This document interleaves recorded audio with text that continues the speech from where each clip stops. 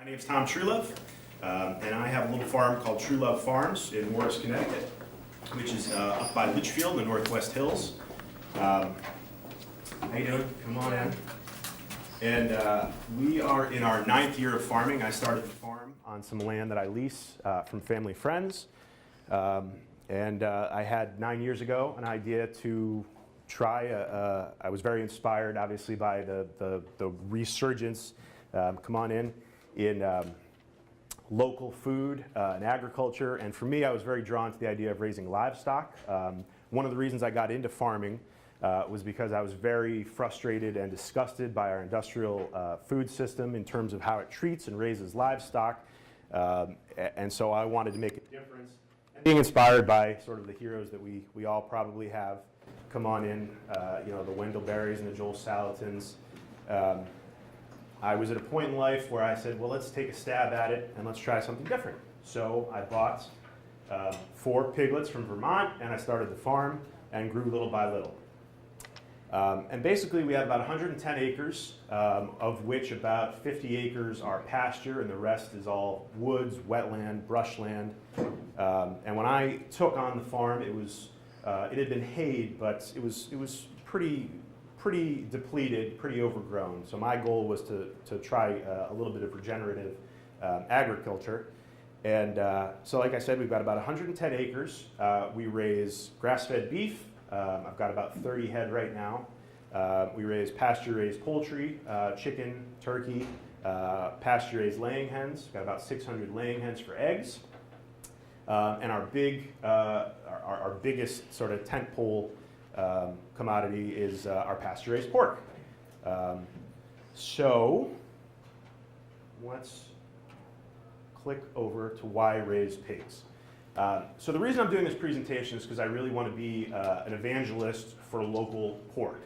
I think that traditionally pork was very popular in New England. It was something our region of the country did very well, and that obviously fell off as we expanded westward, and the corn growing regions of the Midwest became the place to raise pigs.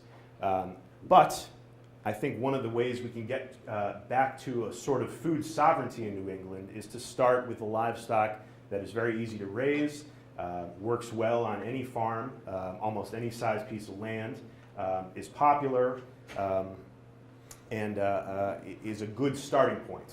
And some of the reasons you might want to think about raising pigs, in addition, I don't know how many of you are actually farmers, have a little backyard space, or just interested in the topic, but this is going to be a broad overview. I'm going to start assuming that you have a little land, you want to try a new enterprise, you're going to buy a couple of pigs, raise them for a season, and go from there. So we'll start with basically the breakdown of what to do when you want to buy a couple pigs, raise them, slaughter them, market them, and then beyond that I'll talk a little bit about if you want to get into breeding, more large-scale operation towards the end. That way if we start to run out of time, we can sort of gloss over that. And I'll make the PowerPoint available for anybody who wants it, and certainly I'd like to have a little time at the end for questions.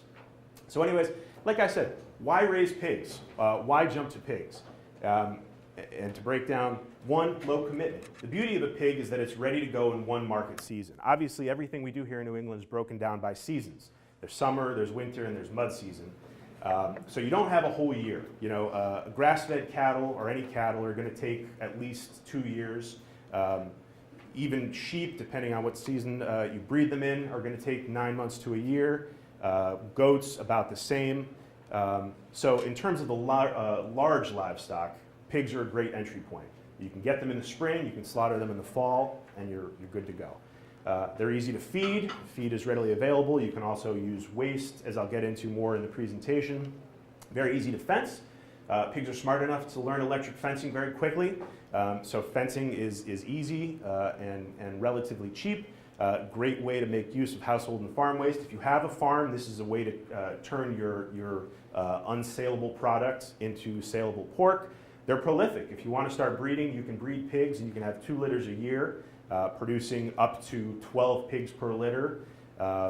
That's the reason historically the pig was the go-to livestock, especially for the peasant classes who didn't have a lot of land but wanted something that would be very prolific. and also coincidentally the reason why most of the country is overrun with feral pigs. They're well suited to the New England seasons. Like I said, not only will they be ready in one season, but they can also withstand the winters very well, and our summers are obviously very, very good for them. They don't compete for pasture or tillable land. We raise our pigs in the woods and in our sort of more scrubby areas so that we can graze our nice pasture with our cattle and our chickens. So they fit into any niche. If you've got a couple acres of woodland with nothing else to do with it, pigs. Put pigs in there. They love it. They're actually good for the land if you use them well. And there you go. They have the highest ratio of live weight to hanging weight of any livestock. That's more of a specific thing, but you don't lose weight when you have an animal process because pork is traditionally sold with the skin on, which may seem like a little thing, but becomes a very big thing when you're counting your pennies. Pork is versatile and popular. You're not going to have any trouble selling it.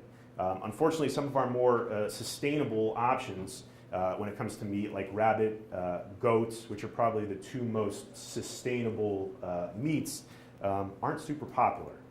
And I would love to change that, but in the meantime, pork is something that you can sell. And in fact, you can make a point of selling people pork and showing them it's a good meat. When I grew up, I wouldn't touch a pork chop if you paid me because they were just industrial raised gray hockey pucks with no flavor. You can change that. You can sell people a pork chop that'll change their life and they'll come back for more. And then finally, and I think this is often overlooked, pigs are endlessly entertaining. And what I mean by that is you need to enjoy what you're doing. And I liked everything I raised to various degrees, although chickens are very, very annoying. But really my heart is with pigs. Pigs are smart. Pigs are fun to raise, they're gregarious, they're really wonderful animals. And if you think that's at odds with the idea that you're raising them to slaughter them, I would just urge you to start thinking about animals not in terms of individuals, but as a collective, as you being a steward of not one pig or two pigs, but of pigdom, of providing good lives to these animals, which they certainly deserve.